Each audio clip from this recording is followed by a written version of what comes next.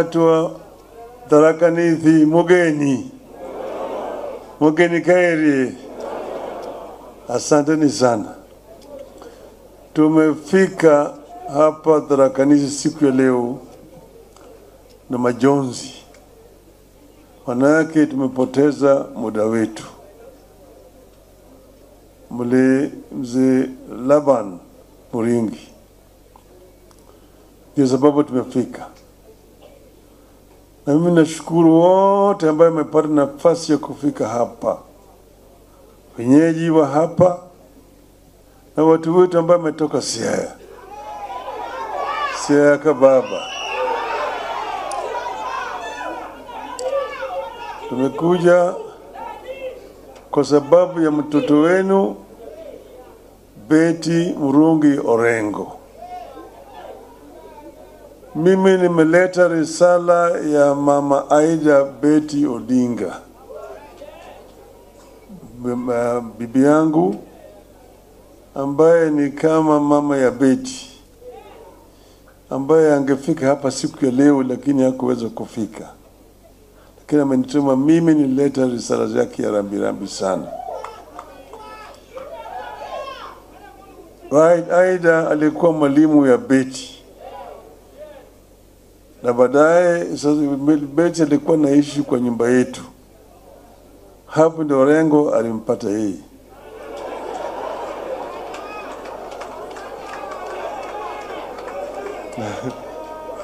Na sasa Orengo akapata yeye na akamwangalia na akampenda. Mambo yakaanza hapo. Sasa Aida vile akawa namna hii na akatengeneza maneno. Ikawa namna hiyo. Kwa hivyo sisi ni familia. Watoto yao vile ni warafiki wa watoto wetu. Tumekaa pamoja, mimi na Orengo tulikuwa watoto wa Jaramogi. Kuna wakati mwingine sisi tulikuwa naitwa the Young Turks. Pale tulikuwa na Paul Mwite, Professor Jang Nyong'o, Gitobu Imanyara, Kiraitu Murungi, Joager. Sisi tulikuwa naitwa the Young Turks. Wale watoto ambao walikuwa chap kadiri ya Nyayo. Tukawa pamoja wakati ile ambayo kulikuwa giza katika taifa letu la Kenya. Wakati ile ambayo ilikuwa ukisema ngwe ndani. Ngwe ndani. Wakati ambayo tulikuwa na simba ambaye alikuwa na meno na makucha. Sisi ndio tuling'oa meno ya simba, kakata makucha yake. Hatuko na simba kibogoyo. Lakini haya yote haikutukuja kwa njia ya urahisi. Tumetoka kuja kwa shida sana. Sasa sisi tunasema pole sana kwa jamii hapa. Huyu mzee amefanya kazi nzuri zaidi julikana. Na vile amekula chumvi Kiswahili. Amefika kikomo cha safari yake hapo ulimwenguni. Ameenda sasa mbinguni. Tunaomba Mungu amweke nyuma yake pale pema peponi. Sasa umeona vile yeye amefanya kazi. Amezaliwa hapa katika jiji hii.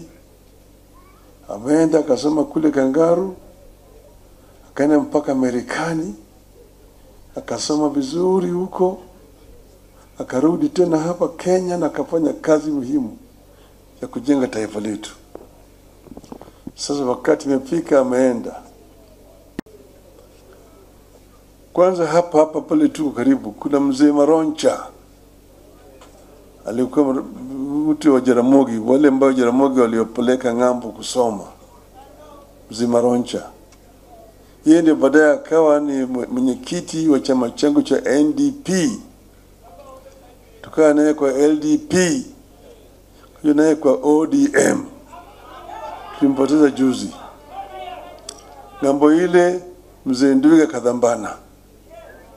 Hawa ni wote ambao Jaramogi waliopeleka masomo kule nchi ya Bulgaria. hapo. Sasa uhusiano baadhi ya watu hapa na kwetu imetoka mbali zaidi, na tumekuwa kila mara kama mara tunakuja hapa. Wakati ile ambaye kulikuwa KANU na DP, lakini tulikuwa naye Gitubo, tulikuwa naye wakati ile hakufaulu, lakini amefaulu baadaye, Daudi Manyara. Sasa mimi nimetembea kampeni hapa kutoka hapa Chuka mpaka kule Maua huko juu Meru huko kule kwa Miraa. Najua siasa ya Miraa ya Meru hapa. Najua mambo mengi ya Meru. Hata yule Njuri Nicheke imechukua mimi kwa ajili mimi wazee kule wa Njuri Nicheke. Mimi ni mwanachama huko. Kwa hiyo kuna kitu mimi sijui. Kenya imetoka mbali.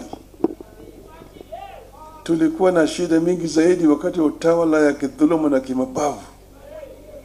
Tukapigania mpaka tukapata baadaye katiba mpya. Lakini sasa watu wengi walikuwa hawataki katiba mpya. Walikuwa wanapinga hasa mambo ya ugatuzi. Wengi watu walikuwa hawataki. Hata waleo bado hawataki mambo ya ugatuzi. Unasikia mtu anaongea juu ya DC.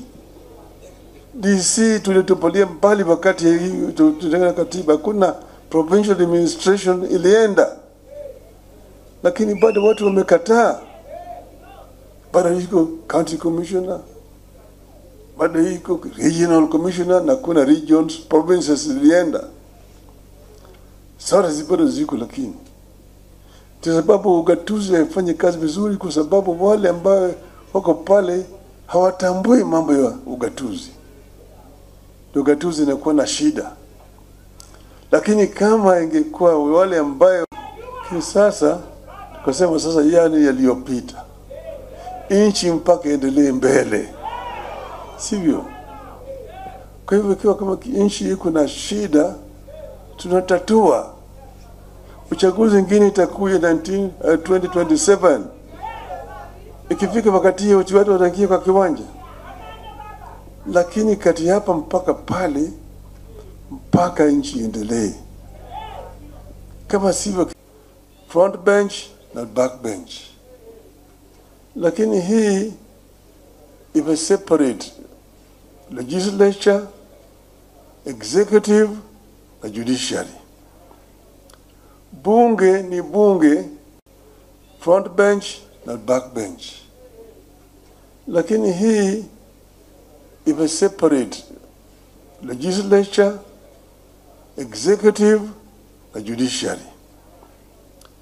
Bunge ni bunge, the whole parliament is oversight in the executive. It's not part of the executive. Ndio sababu sisi tumeweka ile inaitwa MOU. Na MOU hiyo tumeweka point 10. Na hizo 10 zote ukiangalia ndio yale ambayo watu walikuwa nadai. Tumesema hatutaki mambo ya ukatili, mambo ya kushika watu hovyo hovyo na kwenda kuficha kule na kupiga na kunyanyasa, hatutaki. Mambo ya ufisadi hatutaki. Mambo ya ukabila hatutaki. Mambo ya kugawanya mali kwa njia ya ubaguzi hatutaki. Sijali yote tumeweka sema namna hiyo. Kwa hivyo sisi hatujasema tumeingia kwa Ruto. Bwana serikali Ruto ndiye amekuja kwetu. Kama walikuwa na shida, hii ilikuwa inateketea, wakasema ati Ruto must go. Finance bill must go. Ruto akasema finance bill siweki sahihi, nimerudishia bunge. Akasema nimevunja serikali. Sasa kitu gani? Sasa tunataka kuunda serikali mpya. Akatuuliza sisi tumepatia yeye wataalamu ambao wanaweza kusaidia. Tukasema chukua hao wataalamu. Sio kuwapatia tumazima, sio atujaingia huko. Raila jangia huko. Mimi si waziri katika serikali ya Ruto. Ama sivyo? Ama sivyo?